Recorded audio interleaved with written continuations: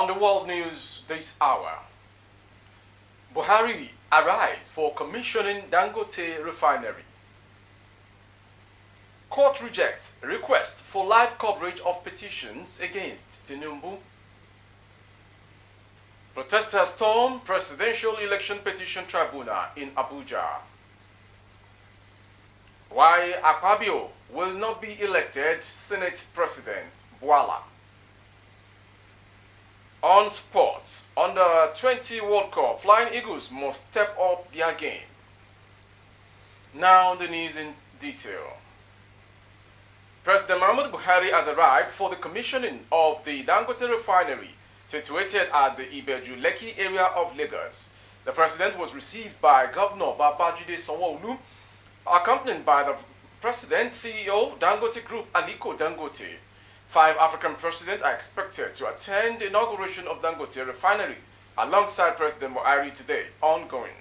The dignitaries are President Eyadema of Togo, President Nana Akufo-Addo of Ghana, President Macky Sall of Senegal, President Mohamed Bazoum of Niger Republic, and President Mohamed Deby of Chad.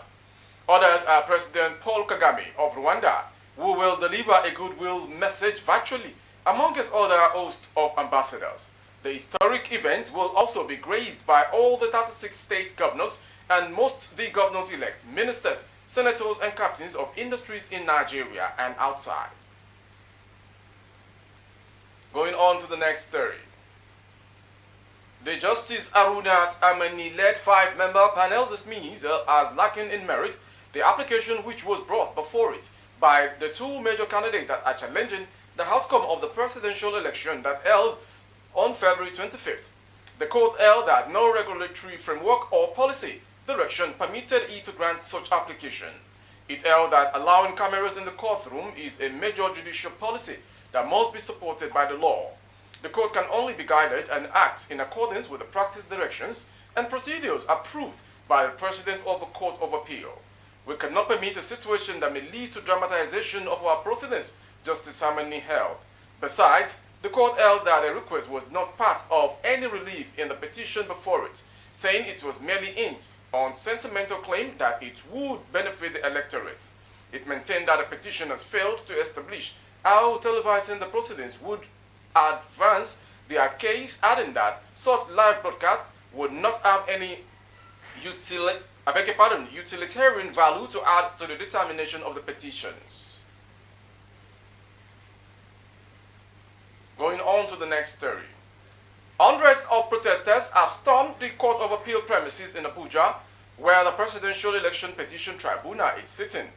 The protesting Nigerians will display placards with various inscriptions demanding justice and the return of the mandate stolen during the February 25th presidential election. Bola Tinubu of the ruling All Progressive Congress was declared the winner of the 2023 presidential election, but his victory is being challenged at the tribunal by some parties and their candidates. Some of the inscriptions read, "INEC let Nigeria win. Nigerians not for sale. We fight for justice. Hashtag, a fraudulent election cannot produce a credible leader. President Muhammadu Buhari. Hashtag, keep your promise. Hashtag, occupy INEC now. We stand for justice. We fight for a new Nigeria. And Buhari, Mr. Integrity, sack Mahmoud now." The protesters, who were said to be under the platform of Ash Free Nigeria movement, reportedly wanting chanting slogans advocating for justice and transparency in the legal process at the tribunal. The convener of the group, Dr. Moses Paul, while addressing the supporters, claimed that the group does not support any political party but stands in solidarity with the people of Nigeria in defense of justice and good governance.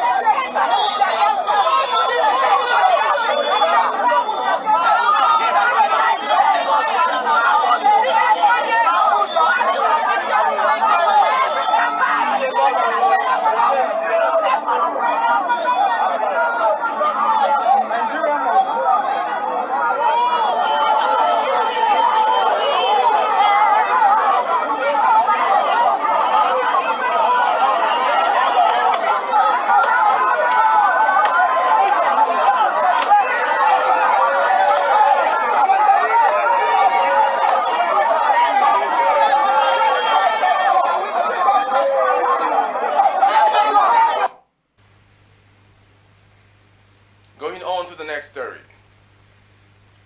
An aide of Atiku Abubakar, the presidential candidate of the People's Democratic Party, PDP, in the just concluded February 25th election, Daniel Bwala, has claimed that Gospel Akpabio would not be elected as Senate President.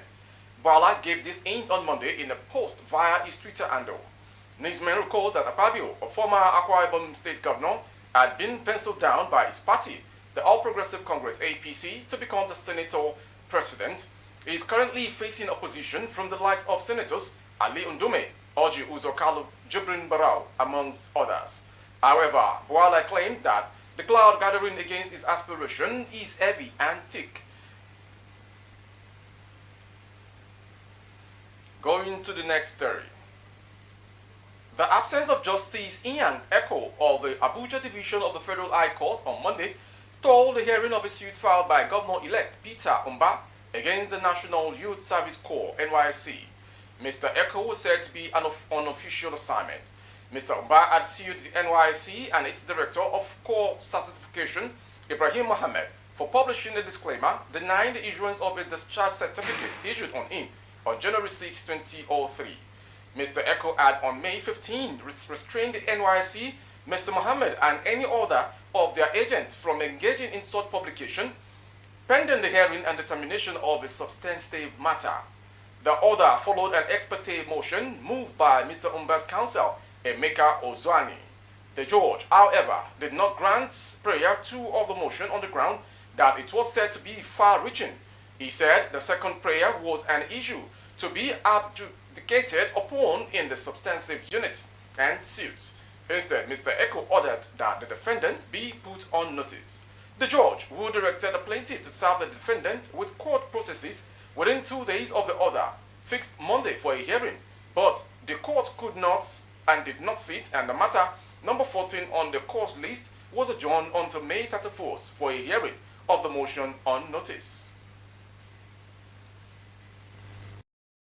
Members of the Academic Staff Union of Universities have re-elected Professor Emmanuel Oshodeke, unopposed as their national president, to steer the affairs of the union for another 2 years. The union members also re-elected Chris Piwuna, a consultant psychiatrist and associate professor in the College of Medicine, University of Jos, as vice president. They were re-elected during their 22nd National Delegate Conference of ASU, which was hosted by the University of Jos, Plateau State, between May 19 and 21, 2023. Other national officers of ASU who were also re-elected during the conference include Professor C.G. Showande, Treasurer, Professor Ade Adejumo, Financial Secretary, Dr. Austin Sado, Investment Secretary, Dr. Adamu Babayo, Internal Auditor, and Dr. Aisha Bawa, who replaced Dr. Stella Maris Oke as the Welfare Secretary. From that story, we'll go to Oyo State. At least 11 people, including a pregnant woman, children, and others have been killed, and about 300 houses burned in a renewed communal clash in Igono, Oyo State. Leadership learned that 9 people were hospitalized in undisclosed hospitals as a result of the crisis that engulfed the area. It was gathered that the invasion of the Edas settlement in the area was a premeditated attack that left many killed and property destroyed. Igono is a community in Iwajowa local government area of Oyo State and a 30-minute drive from Iseyin in the Okiogun area of the state, with its traditional institution headed by the Sabigano of Igano land, Oba Aziz Soliu Oyemola, the permanent chairman of Iwajowa Local Government Traditional Council and a permanent member of Oyo State Council of Obas. The source said 11 elders, including a pregnant woman in labor, and children were killed in the attack, during which 300 of their houses were also burned down. When contacted, the Oyo State Commissioner of Police simply said, please call the PRO to speak to on it. And to that story from the entertainment world. Veteran actor known in Yoruba movie circles, Prince Adewale Adeyemo, is dead. This is coming while the movie industry is still mourning the death of their colleagues, Saint Obi and Murphy Afolabi, the latter whose death a court bench made Sunday in Lagos. Adeyemo is said to have battled different ailments since 2021 and was said to have gotten the attention of billionaire businessman Otumba Mike Adenuga, who bankrolled the surgery that the actor underwent. He later succumbed to the cold hands of death on Monday morning. Baba Ibomino, as he was fondly called because of his roots in Kwara State, had been in the movie industry for more than 3 decades. He was known for his humorous character. From that story, we'll go to the foreign story. The United Kingdom government is set to announce restrictions that will most likely stop Nigerian students and other nationalities studying in the country from bringing their families over. Information gathered that the restrictions will be announced this week by Prime Minister Rishi Sunak, following report that net migration into the UK has skyrocketed to 1 million. Speaking in an interview with The Sun UK, a Tory member of the parliament said that the restriction will see all master's students and many other postgraduate students banned from bringing family over. However, the lawmaker stated that the ban will not apply to PhD students whose courses usually last between 3 and 5 years and are very highly skilled. The newspaper stated that Tory members of parliament had asked Prime Minister Sunak to get a grip on the net migration into the UK has reached 1 million.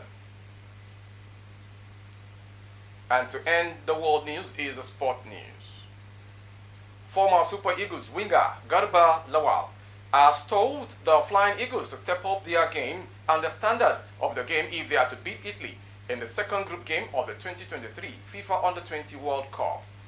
Recall that Nigeria defeated Dominican Republic 2-1 on Sunday in their opening game, while Italy edged Brazil 3-2 as well. The Flying Eagles will clash with Italy on Wednesday in a game that could determine which team qualified first in the group.